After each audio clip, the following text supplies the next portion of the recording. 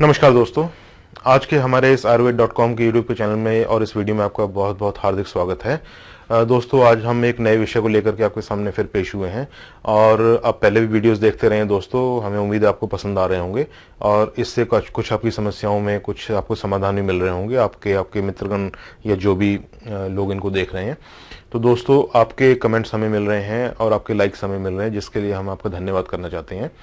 तो दोस्तों, आज का टॉपिक हम शुरू करेंगे, लेकिन शुरू करने से पहले आपसे एक बार दोबारा रिक्वेस्ट है कि आप अपने कमेंट्स जरूर दें। अपने जो समस्याएं हैं वो कमेंट बॉक्स में जरूर लिखें। हमारे चैनल को सब्सक्राइब करें, लाइक करें और जितना हो सके मैक्सिमम शेयर करें। तो दोस्तों, आइए आज का टॉपिक शुरू करते हैं। आज का टॉपिक दोस्तों हमारा कॉन्ट्रासेप्टिव से संबंधित है, जैसे कि गर्भधारण को रोकने के लिए हम क्या उपाय कर सकते हैं। उसके लिए अक्सर लोग कई तरह के कॉन्ट्रासेप्टिव्स यूज करते हैं, जिसमें कि कई नुकसानदायक भी होते हैं, जैसे कि पिल्स वगैरह होती हैं जो कि डेली बेसिस पे लेनी होती हैं। वो लेडीज के लिए काफ़ी नुकसानदायक होती हैं। वो लंबे समय तक ली जाती हैं, इसलिए लंबे समय में जाकर के उसके जो साइड इफेक्ट्स है वो देखने को मिलते हैं और तब तक हमारे हाथ से वक्त निकल चुका होता है और हम उस वक्त को वापस नहीं लेके आ सकते।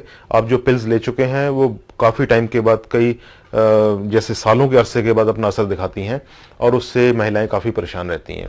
तो दोस्तों, इन चीज़ों को हम कैसे अवॉइड कर सकते हैं और अपने घर बैठे ही हम किस हिसाब से प्रेगनेंसी को अवॉइड कर सकते हैं और रोक सकते हैं, इसके बारे में दोस्तों आज हम डिस्कस करेंगे। तो आइए देख लेते हैं कि इस बारे में हम क्या कर सकते हैं और इसके क्या घरेलू उपाय हैं, क्या तरीके हैं। तो दोस्तों, थोड़ा सा टेक्निकल है, आप थोड़ा सा ध्यान से समझने की कोशिश करें। दोस्तों, इंटरकोर्स कब कैसे करें और कब ना करें, क्या करें और क्या ना करें, इस बारे में थोड़ा सा डिस्कस करते हैं।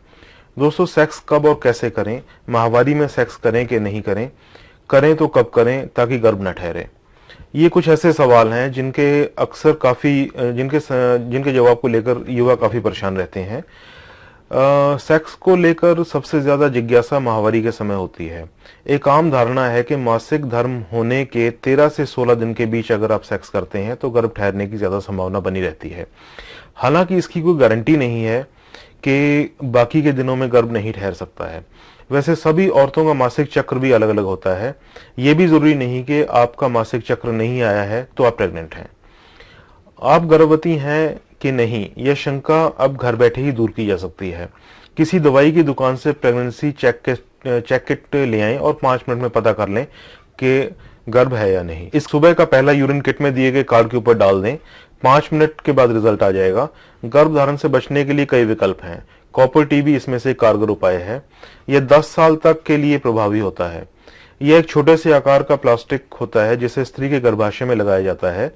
सेक्स के दौरान कंडोम का प्रयोग भी गर्भ नहीं ठहरने देता, लेकिन कंडोम का प्रयोग करने से पहले उसे सही ढंग से प्रयोग करने की जानकारी होना जरूरी है। तो दोस्तों, प्रेगनेंसी को रोकने के लिए महिला पुरुष दोनों नसबंदी भी करा सकते हैं। वैसे गर्भधारण से बचने के लिए बाजार में कई प्रकार की गर्भनिरोधक गोलियां भी मौजूद हैं जिनके सेवन से गर्भ नहीं ठहरता है, लेकिन ये कभी कभी असुरक्षित भी होती हैं। दोस्तों, असुरक्षित यौन संबंध बनाने के 72 घंटे के भीतर इन गोलियों का सेवन करने से गर्भधारण की संभावना कम हो जाती है। इस गोली को खाने के बाद सेक्स करना सही रहता है। हालांकि खाली पेट ये गोलियां खाने से उल्टी हो सकती है। अगर गोली खाने के 3 घंटों के भीतर आपको उल्टी आ जाती है तो जल्द से जल्द दूसरी गोली ले लीजिए। तो दोस्तों, ये तो आम तरीके हो गए जो कि हम आज की डेट में, आज की तारीख में अपनाते हैं कि जिससे कि गर्भधारण ना हो।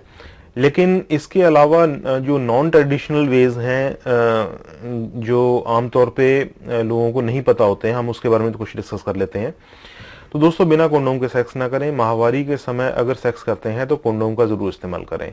ये न सिर्फ गर्भधारण से बचाएगा बल्कि सेक्सुअली ट्रांसमिटेड डिजीजेस जो जिन्हें एसटीडीज भी कहते हैं। दोस्तों, आप इस गलतफहमी में नहीं रहें कि अगर आप सेक्स के दौरान विड्रॉ टेक्निक अपनाते हैं तो गर्भ नहीं ठहर सकता।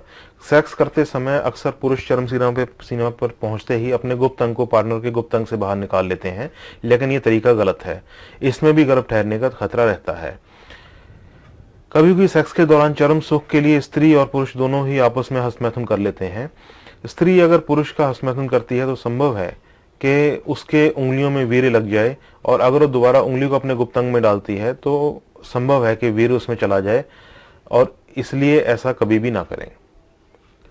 तो दोस्तों, इसके लिए आयुर्वेद में क्या उपाय बताए गए हैं, आइए देख लेते हैं।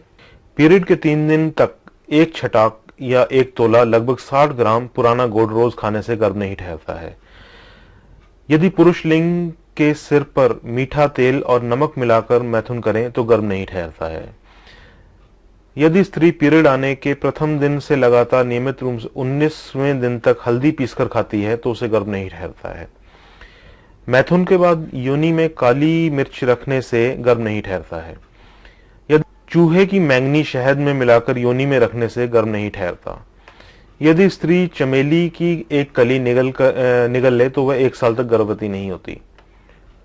पुष्य नक्षत्र में धतूरे की जड़ लगाकर स्त्री की कमर में बांधने से गर्भ नहीं ठहरता। लोहे का बुझाया हुआ पानी पीने से गर्भ नहीं ठहरता। प्रतिदिन सुबह 1 लौंग निगलते रहने से भी स्त्री गर्भवती नहीं होती। मित्रों, यह आयुर्वेदिक प्रयोग हजारों स्त्रियों द्वारा आजमाए हुए हैं और इसलिए आप भी इसमें विश्वास रखें और आजमाकर जरूर देखें।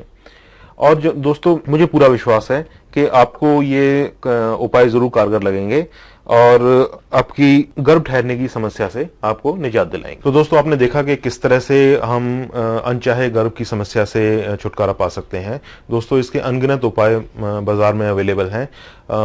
मैं किसी भी उपाय को गलत या सही करना ठीक नहीं समझता, लेकिन मैं ये मानता हूं और आयुर्वेद का मानना है कि जो हमारे देसी उपाय हैं वो कम से कम अगर उनका फायदा ना हो तो कभी नुकसान भी नहीं होगा। तो लेकिन ये जो उपाय आपको बताए गए हैं ये तो आजमाए हुए उपाय हैं और ये अवश्य ही आपके लिए कारगर सिद्ध होंगे।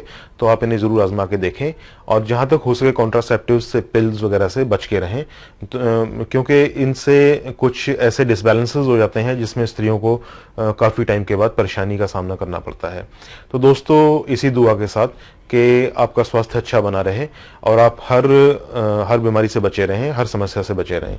आज का ये एपिसोड खत्म करने की इजाजत दीजिए और जाते जाते आपसे एक बार दोबारा गुजारिश है कि हमारे चैनल को सब्सक्राइब करें, लाइक करें और ज्यादा से ज्यादा शेयर करें ताकि आपके ज्यादा से ज्यादा मित्रगण और हमारे दर्शक इसका लाभ ले सकें। दोस्तों, अपने कमेंट्स भी देना ना भूलें जिसमें कि आप आपकी इच्छा के अनुसार जो आपको किसी रोग का कोई निदान चाहिए, कोई उपाय चाहिए तो वो हम दे सकें। नमस्कार दोस्तों।